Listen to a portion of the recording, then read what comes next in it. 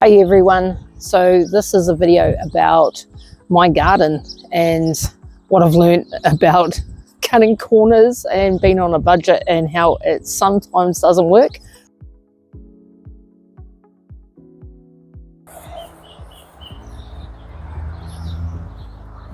Here's the cowies. They are waiting for their feed because JJ is about to feed them. And they are waiting patiently. A little one. Yeah, you're waiting patiently. You have to wait a little bit longer because JJ is mucking around inside. So we haven't gone big this year. One, because I have these big huge retaining walls going in, and I will get back to the big huge retaining walls in a minute. But you would have already noticed in the first couple of frames that there's lots of tyres. Yay for tyres. They seem to be a staple. Oh, look at my poor cucumber. We've had so much wind here that these guys have just gotten nailed. Well, that one has anyway, because we go around here. This one is perfectly fine. Wow, it's coming back. But as you see, everything is in tyres. And at the time, it was like the best option. But in hindsight, it was not a great idea. But tyres are built into like New Zealand gardens. Everywhere you go, there is tyres everywhere, and you'll know because you would have seen them. They're either garden art like the swan, or someone's got like tyres with potatoes in it. Look at my sunflowers. Look at my sunflowers. Some of them are drying off. Some of them have actually come back. They've been nailed heaps by the wind. So yeah, they've come back.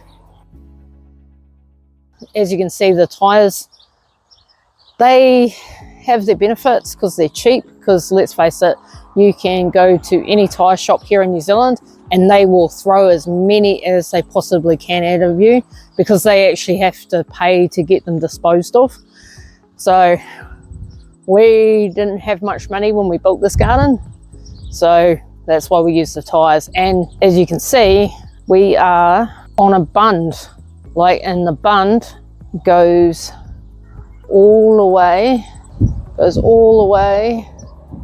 around our property, and that's only there because of the threat of the river.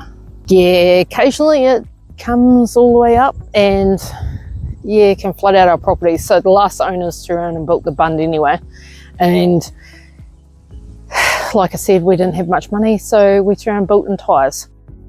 If you want benefits of building in tyres, it would be they're cheap. They're easy to get hold of, and you can easily construct something because of course they can, without having to build like raised garden beds, they do a pretty good job of being some sort of raised garden bed. Now the downside of having tyres is they are awful to weed. Look at that. They are absolutely horrible to weed, and you basically have to weed them individually. So if you've got like a big huge garden bed, then it's fine, but this not so much.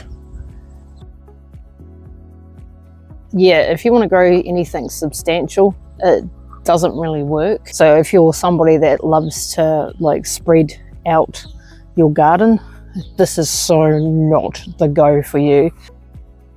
Ooh, look at my tomatoes. Might as well look at them while we're here. They are starting to ripen up, which is great. These guys are actually done pretty well. And I think in my last video I talked about this. This is typical, I made on a budget because this is old gazebo poles, you know, the cheap gazebos that you get from like Bunnings or the warehouse, the white ones. Yeah, well, we've had a few of those. Well, actually, the mother-in-law's had a few of those. And yeah, as you can see, they broke. So I've utilised the poles. Oh yeah, that's another downside of planting it in tyres, is that the tyres like take on the heat, which is great like in winter, because you get a lot of heat into the soil because of the tyres. But of course that's an absolute downside during summer when your plants need heaps of water, because it just attracts the heat and then your plants end up being all dehydrated. And you can see that on my tomato, because it's 1,000,001 shades of green / brown. Like, to be honest, most don't. They don't like it, because it's just the water evaporates way too quickly, and then yeah, you end up with a half dead plant even if you miss one watering. So yeah, that's definitely another downside of having your plants in tyres. Onto the retaining wall, and yep, I'm standing at the bottom of the retaining wall. So my husband is calling this a raised garden bed. He doesn't want to call it a retaining wall, even though it is technically a retaining wall. So as you can see, the difference between the wall and the top of the bund. So those tyres, 1, 2, 3. So that's the third row.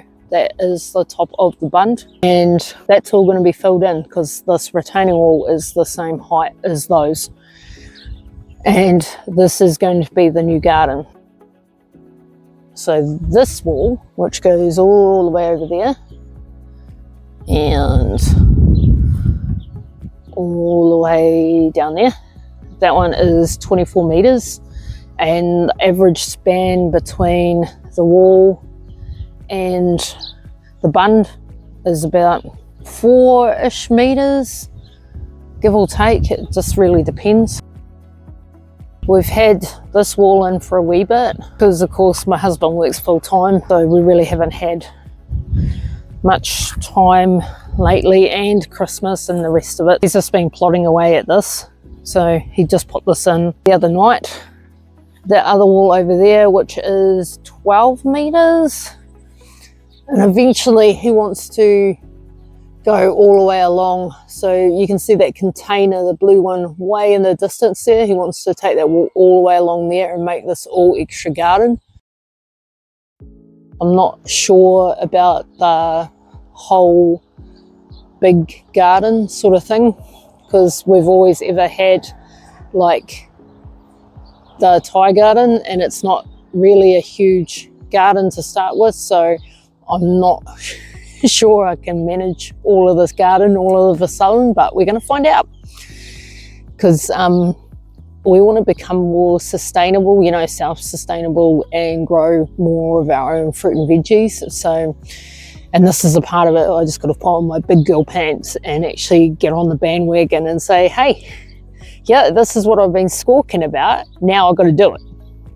Because of course, my husband does most of, well, actually, he does all of the, you know, physical hard stuff around here, especially when it comes to like doing anything involved with the tractor or ploughing, whatever. So my husband does all of that stuff, and he also builds most of the stuff like the retaining wall. So he builds most of that stuff, so I've got to do something. So gardening. My kids aren't really interested in the whole art of gardening. They're interested in eating it, well, eating what comes out of the garden, but they're not so interested in the weeding and taking care of the plants. So yeah, it's going to be mostly me for the most part, unless I bribe one of them to actually come and help me. Here's some of our ducks. Well, actually, it's a whole herd of bloody drakes, to be honest. They are going to be duck salami, I think, because we have too many drakes. And I think you can see that duck right there. Yeah, so that's girl. The rest of these, the other 4 with her, are drakes. So none of these are keeper drakes. So they are going to end up being duck salami, according to my husband. So we'll keep you updated on that too. Alright, ding. Oh, these guys are very, very hungry, Jojo. No, they're just fat. Well, it didn't help that you forgot to open this gate, eh? They're fine. Look, there's a trough over there, and cowies can't get to it. But yeah, God, they're getting big. Oh no, they got little stubs. Yeah, it's getting too late to clean them, but Nathan's not free for the weekend because they're getting too big for it. Speckles over there won't even put sunscreen on her back, so now she's getting sunburned. Oh, yeah, because of her white. Superman is silver, but he's got more black, so.